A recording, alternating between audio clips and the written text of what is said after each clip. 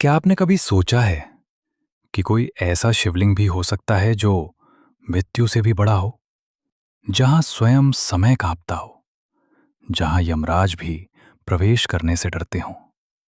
आज हम आपको ले चलेंगे उस पावन भूमि पर जहां शिव देव नहीं, काल बनकर प्रकट हुए। तो आइए, आपको ले चलता हूं उस पावन कथा की ओर। बहुत प्राचीन युग की बात है, जब पृथ्वी पर देव और असुर दोनों का प्रभाव था। उज्जैन तब केवल नगर नहीं था, उसे कहा जाता था अवंतिका। और अवंतिका का अर्थ था वो भूमि जहां काल भी थमकर चलता है, क्योंकि यहां इतना तप था, इतनी साधना थी कि समय भी अपनी गति भूल जाता था। यहां पर राजा नहीं चलते थे, यहां ऋषियों की आज्ञा चलती थी। यहां तलवार नहीं चमकती थी, यहां मंत्रों की शक्ति चमकती थी। हर रात्रि दीप जलते थे, यज्ञ होते थे, और ओम नमः शिवाय की ध्वनि आकाश तक पहुंचती थी। ये भूमि सीधे शिव के हृदय से जुड़ी थी। उसी उज्जैन में एक साधारण परिवार में एक बालक जन्मा। उसका नाम था चंद्रसेन। वो गरीब था, पर उसकी आत्मा राजाओं से भी धनी थी। जब बच्चे खेलते, चंद्रसेन मिट्टी से शिवलिंग बनाकर आंखें बंद कर लेता, और उसका हृदय एक ही नाम से धड़कता, महाकाल। महाकाल। वो न भूख जानता था, न प्यास। मानो वो बालक में ही किसी पुराने जन्म का ऋषि था।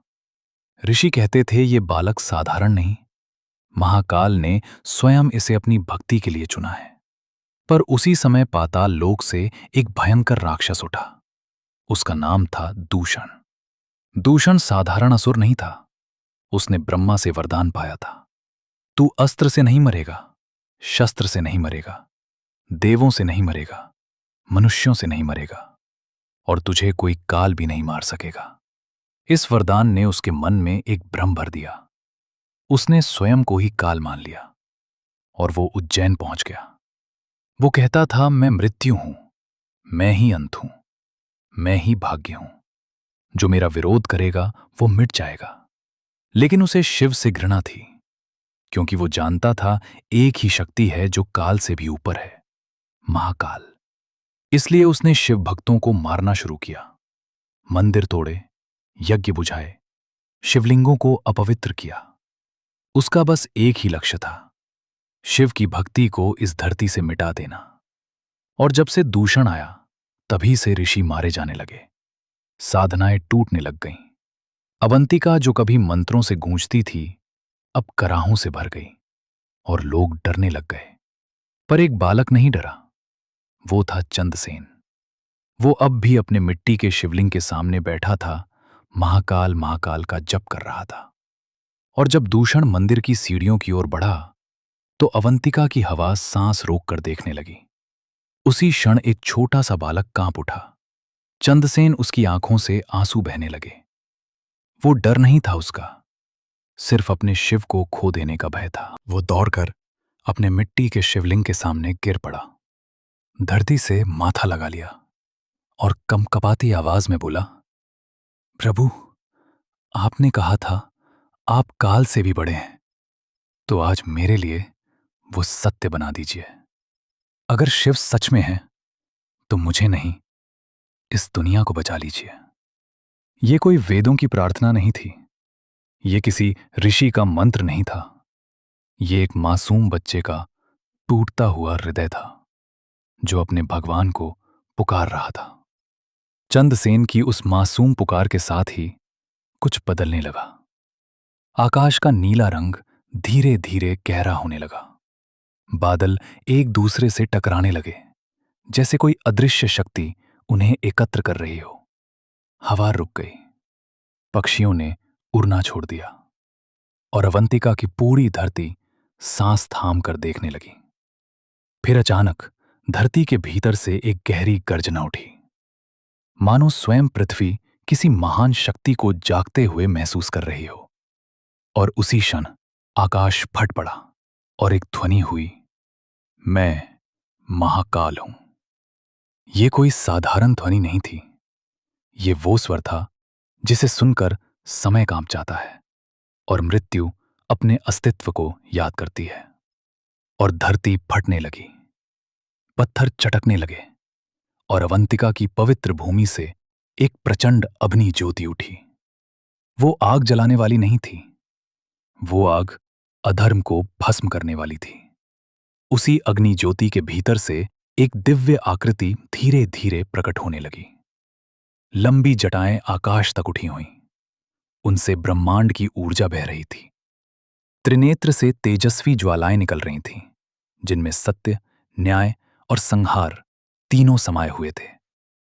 आज वे ध्यान में बैठे शिव नहीं थे, आज वे करुणामय देव नहीं थे, आज वे थे मृत्यु के भी स्वामी, आज वे थे महाकाल, जिनके सामने राक्षस ही नहीं, समय भी सिर झुकाकर खड़ा रहता है। धुएं और अग्नि के बीच दूषण खड़ा था। उसकी आंखों में अहंकार की ज्वाला थी। वो जोर से हंसा, ऐसी हंसी जिसमें सदियों का घमंड भरा था। वो गर्जा, तू शिव है, पर मैं काल हूं, मैं ही मृत्यु हूं, मैं ही अंत हूं, जिसे चाहूं मिटा दूं। उसकी गर्जना से आकाश कांप उठा, पर महाकाल स्थिर खड़े रहे। उनकी आंखों में न क्रोध था, न भय, बस शाश्वत सत्य था। महाकाल ने धीमे पर गूंजते स्वर में कहा, तू काल है, पर मैं काल का भी काल हूं। तभी महाकाल ने अपना त्रिशूल उठाया।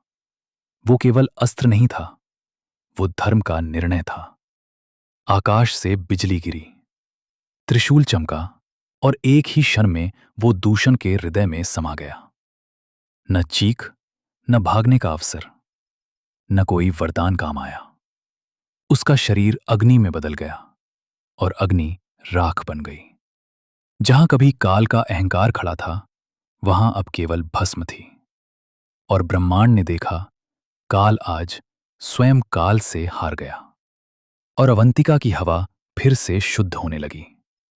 अंधकार अब हट चुका था और भक्तों की आंखों में फिर से विश्वास लौट आया था। तभी महाकाल ने अपनी रौद्र दृष्टि भक्तों की ओर मोड़ी। उन आंखों में अब क्रोध नहीं था, वहां केवल पिता सा अपनापन और करुणा थी। महाकाल ने गंभीर और गूंजती वाणी में कहा, ये भूमि एक बालक की भक्ति से पवित्र हुई है। यहां एक मासूम हृदय ने मृत्यु से भी डरना छोड़ दिया है। जहां ऐसी भक्ति जन्म लेती है, वहां मैं काल बनकर नहीं, रक्षक बनकर ठहरता हूं। फिर महाकाल ने धरती की ओर देखा और अपने त्रिशूल की नोक भूमि पर रख दी, और उसी क्षण धरती कंपन करने लगी। और उस प्रकाश के बीच से धीरे धीरे एक स्वयंभू शिवलिंग प्रकट हुआ। वो कोई साधारण शिवलिंग नहीं था, वो था महाकालेश्वर ज्योतिर्लिंग, मृत्यु पर विजय का प्रतीक। महाकाल ने कहा, जो भी यहां आएगा भय लेकर, वो निर्भय होकर जाएगा। जो भी मृत्यु से डरेगा, वो मुझे देखकर अमर सत्य को समझेगा। क्योंकि आज से मैं यहां महाकालेश्वर बनकर सदा विराजमान रहूंगा। और उसी क्षण से उज्जैन केवल एक नगर नहीं रहा, वो बन गया मृत्यु से मुक्ति का द्वार। और इस संसार में सब कुछ बदल जाता है, यौवन, धन, रिश्ते, शरीर, पर जो नहीं बदलता वो है मृत्यु का नियम। लेकिन जो एक बार महाकाल के चरणों में झुक गया, उसके लिए मृत्यु डर नहीं रह जाती। क्योंकि जिसने मृत्यु के स्वामी को देख लिया, वो समझ जाता है मरना अंत नहीं, वो महाकाल की गोद में प्रवेश है। जय महाकाल, हर हर महादेव। अगर आपको ये कथा पसंद आई हो तो वीडियो को लाइक और शेयर जरूर करें और हमारे चैनल को सब्सक्राइब करना न भूलें।